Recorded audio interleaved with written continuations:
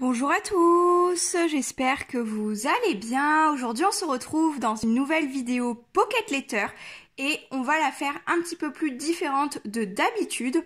Donc ici je vais vous présenter une Pocket Letter en faisant un petit peu une autocritique de celle-ci vu qu'il s'agissait d'un défi 9 cases 9 jours. Donc le but étant de faire une case par jour avec une consigne donnée par jour et sans savoir quelle sera la consigne du lendemain. Donc j'ai joué le jeu à fond en faisant case par case et jour par jour mes cartes de Pocket Letter et je trouve le rendu final plutôt sympathique, plutôt harmonieux, mais il y a 2-3 petites choses avec du recul qui me gênent un peu et du coup je vais vous montrer tout ceci en vous la présentant. Donc j'avais noté au fur et à mesure les petites consignes sur cette feuille-ci et je me suis déjà très bien amusée à faire cette Pocket Letter parce que j'ai ressorti, comme vous aurez pu le voir quand même, la bombe de peinture et j'ai fait un petit peu de patouille. Donc j'ai pas sorti le gesso etc. Mais déjà j'ai refait un pas vers tout ce qui est peinture, éclaboussure etc. Et ça j'en suis déjà très contente. Donc on va commencer avec la Pocket Letter. Je ne vous montre pas le dessous, je l'ai plié pour faire un petit peu de suspense. On commence par la première case et la consigne était des ronds. On nous a précisé 4 cercles et du coup, je vais vous rapprocher un petit peu la Pocket Letter et on va regarder ensemble ce qu'il s'agit pour la première case. Donc j'ai utilisé des perforatrices rondes et j'ai fait des cercles avec un papier qui est un petit peu holographique, qui est fait presque écaille. Je ne sais pas trop comment le décrire mais il est magnifique. J'ai voulu m'en servir pour faire comme des ombres aux éléments que j'ai ajoutés par-dessus. Alors j'espère que le rendu est tel que je voulais à peu près parce que du coup j'ai un peu peur qu'on pense que c'était 8 cercles et non pas 4. Mais sinon, le résultat, je le trouve très bien pour cette première carte de Pocket Letter. Le tout, ça a été de se lancer et j'ai utilisé la bombe dorée. Je ne sais pas si les reflets vont se voir, mais j'ai un petit peu texturé le papier également avec des cercles dorés. Voilà, un petit peu en forme de pluie. Enfin, je trouvais ça très sympathique. Ensuite, la deuxième case avec le mot amitié, elle est toujours avec des détails dorés et le mot est dans un fanion, toujours un petit peu vert d'eau.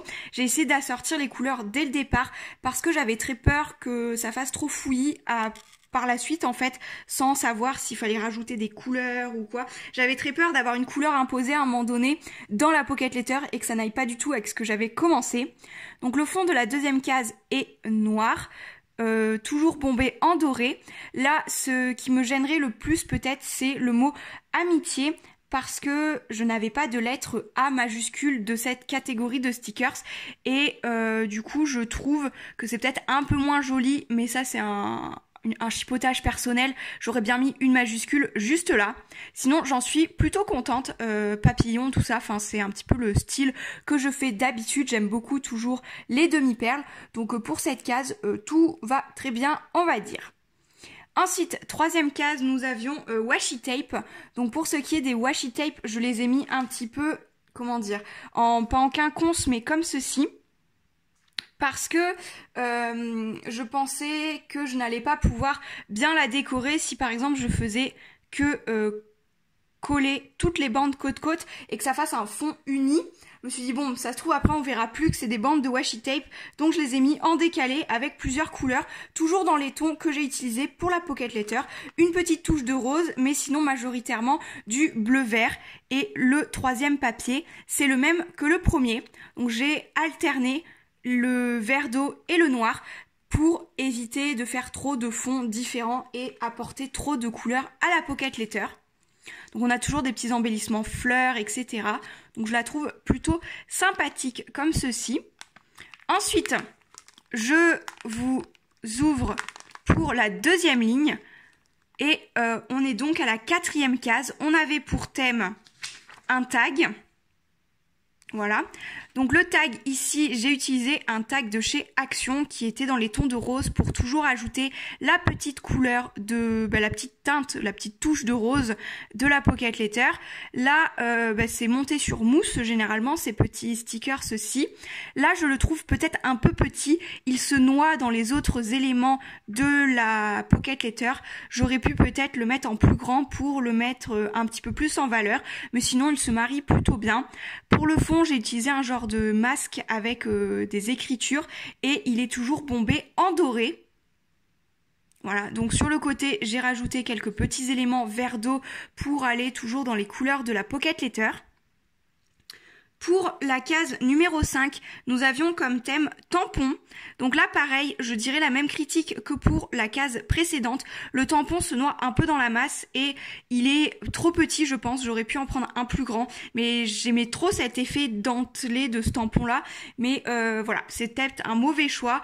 Pour la case numéro 5, je trouve que c'est la moins réussie de la Pocket Letter. Après, c'est un goût personnel, une autocritique, donc voilà. Je dis ce que je pense de ma Pocket Letter, mais sinon c'est plutôt sympathique aussi. Elle est toujours en harmonie avec les couleurs et ça c'est plutôt pas mal. Ensuite, case numéro 6, on avait pour thème fleurs. Donc là, j'ai fait un petit... Là, ici, on a un petit feuillage avec une fleur en bois par-dessus. Non, elle est en carton. Carton épais, c'est un chipboard.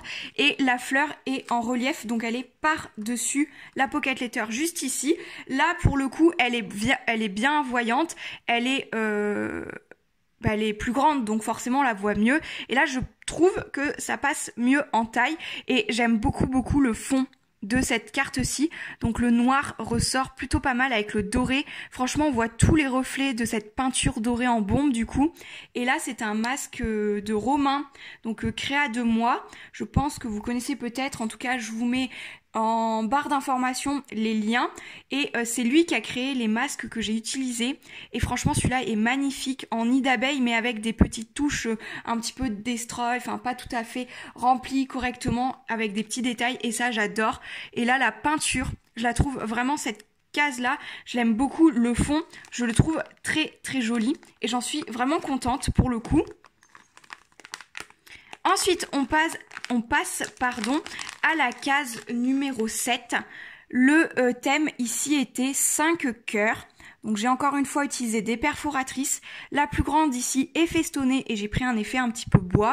Et ensuite j'ai pris 4 petits cœurs dans les tons un peu bleus. Donc un peu plus bleuté que vert d'eau cette fois-ci. Toujours de la peinture dorée et les petits cœurs pour un petit peu accentuer le fait qu'il soit sur ma Pocket Letter. J'ai utilisé un petit feutre noir pour faire le pourtour un petit peu en effet couture.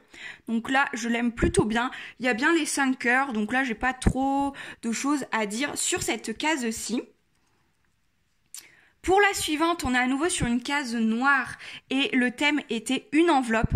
Donc j'ai utilisé un petit dice de ma machine Toga et j'ai fait comme s'il y avait des cœurs et des étoiles qui sortaient un petit peu de cette enveloppe. Pareil, peut-être l'enveloppe aurait pu être plus grande, mais là c'est un défaut de matériel. Je n'ai pas de dice plus grand. Du coup, j'ai utilisé ce que j'avais. Je voulais un petit peu ressortir ma Toga parce que je l'ai mise un peu de côté et je ne fais plus de découpe. Surtout à cause des perforatrices que j'ai achetées en beaucoup de cercles. Donc du coup, je ne sors plus la machine de découpe. Mais j'aime plutôt bien. Et ce papier bleu, je le trouve très joli par-dessus le noir et le doré.